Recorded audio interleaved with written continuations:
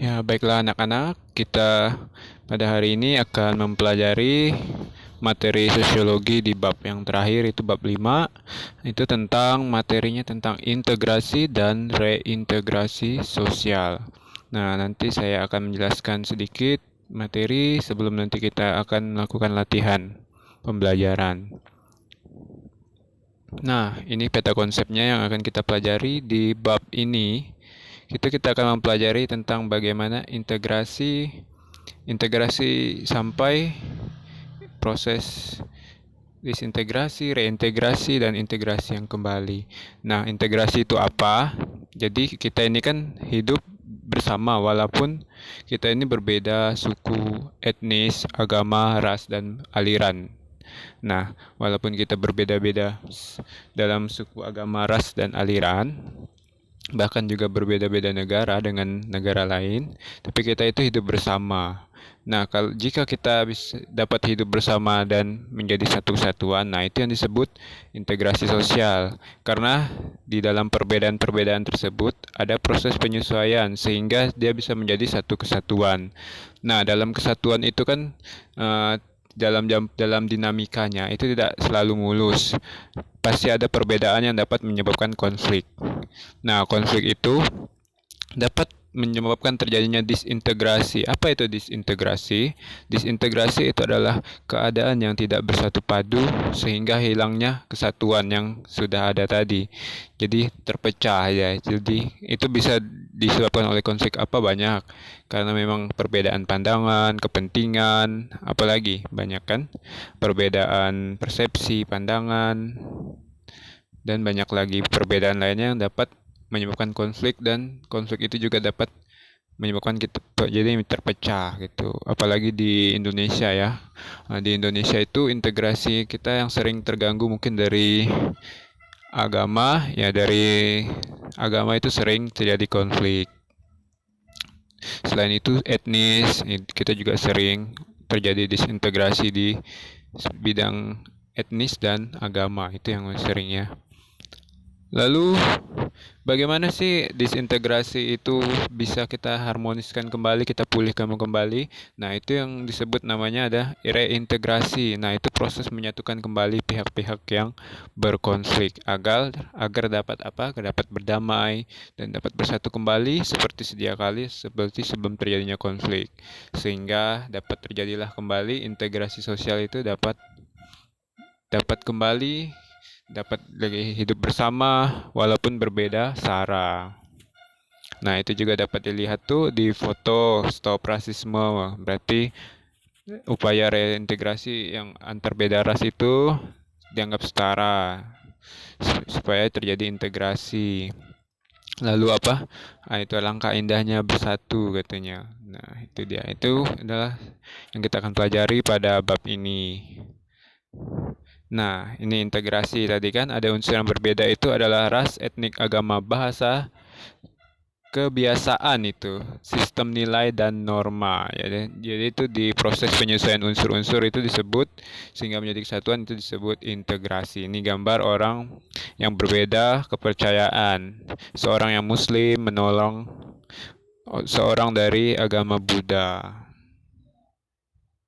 Nah, bagaimana sih integrasi itu bisa terwujud? Yang pertama itu harus bisa saling mengisi kebutuhan antara mereka. Jadi saling mengisi apa yang di antara kelompok ini butuhkan di kelompok lain, yaitu saling mengisi.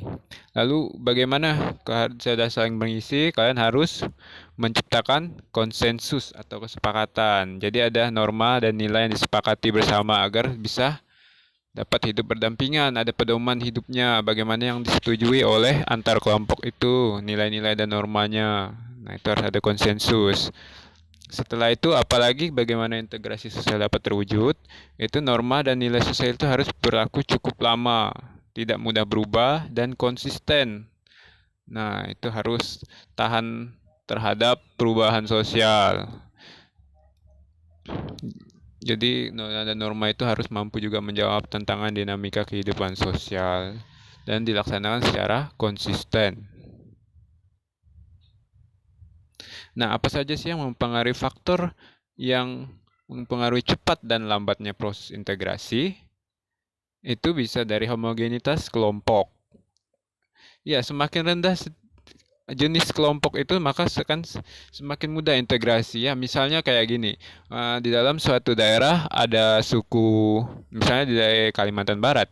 Misalnya di Kalimantan Barat ini hanya ada suku etnis, salah satu etnis tertentu saja. Misal ada, kita ambillah contoh misalnya Dayak atau Melayu atau Tionghoa atau Jawa. Nah, salah satu aja misalnya kalau dia di dalam satu daerah itu hanya satu jenis etnis saja atau satu jenis kepercayaan atau agama, nah itu akan mempermudah menyatukan kelompok itu. Beda hanya kalau kita dalam satu daerah itu punya berbagai etnis dan berbagai agama, itu akan lebih lambat untuk terjadinya integrasi. Nah, yang kedua, apalagi besar kecilnya kelompok.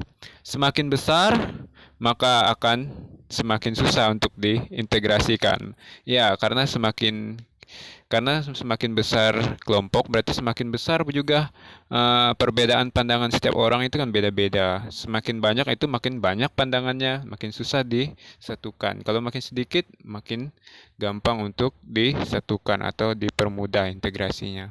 Nah, setelah itu apalagi mobilitas geografis. Nah, semakin sering orang itu berpindah-pindah tempat, maka semakin sulit dia akan menyatu di tempat yang didiaminya itu. Ya, kecuali dia bisa dapat beradaptasi dengan cepat. Misalnya kamu seminggu ini kamu di kota A. Nah, bagaimana kamu bisa menyatu di kota A kalau misalnya kamu hanya seminggu? Apakah cukup waktunya seminggu kamu bisa menyesuaikan dengan kehidupan sekitar? Nah, itu tergantung adaptasi kamu lagi. Kalau kamu dapat beradaptasi dengan cepat, maka kamu bisa dapat dapat ini mempermudah integrasi. Tapi kalau kamu sulit beradaptasi dan selalu berpindah-pindah tempat, itu akan sulit terjadinya integrasi dengan masyarakat setempat. Dan yang terakhir itu adalah efektivitas komunikasi. Semakin kamu efektif komunikasi itu, semakin cepat juga integrasi antar anggota dicapai. Komunikasi adalah yang saling memahami dan menekan sekecil mungkin kesalahpahaman. Jadi semakin banyak komunikasi, semakin sedikit pula kesalahpahaman. Jadi tidak ada. Jadi apa yang kalau misal efektif komunikasi itu jadi bisa dapat saling memahami. Tidak ada yang dari miskomunikasi gitu ya. Itu tidak ada. Jadi semakin banyak apa-apa dikomunikasikan, apa-apa dikompromikan, itu akan lebih cepat mempermudah integrasi sosial. Nah, untuk minggu ini pembelajarannya sampai sini aja dulu untuk dijelaskan. Nah, setelah itu kalian boleh membuka latihan pembelajarannya agar apa yang disampaikan itu dan di apa yang dilatihkan itu integrasi juga materi pengetahuannya atau wawasan kalian. Jadi setelah mendengar terus dilatih. Ya, terima kasih atas perhatiannya.